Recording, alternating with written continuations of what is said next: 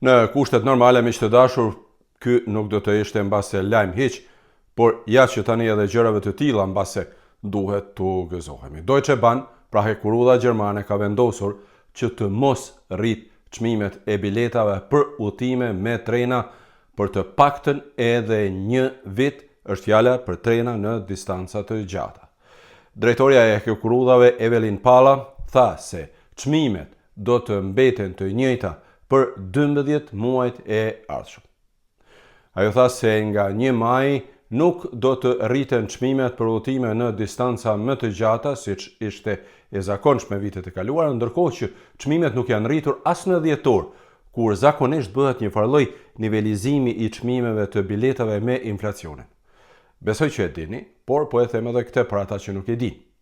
Deutsche Bahn, pra hekurudha gjermane, kritikohen shpesh në Gjermani për vonesat e shumta të trenave.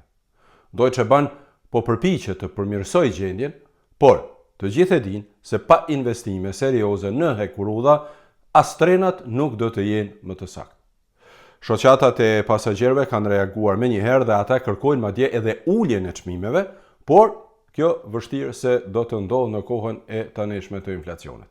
Sidoqoftë, shoqatat thonë se nëse trenat vazhdojnë të vonohen kaq shpesh sikur deri tani, atëherë duhet të mendohet seriozisht edhe për uljen e çmimeve si kompenzim për kohën e humbur dhe për vonesat e udhëtarëve. Unë t'ju them të drejtën, nuk jam ndonjë udhëtar i rregullt me trena të paktën jo në distanca të gjata, por sot shikova që një udhëtim nga Hamburgu deri në Munich për shembull kushton diku rreth 220 euro.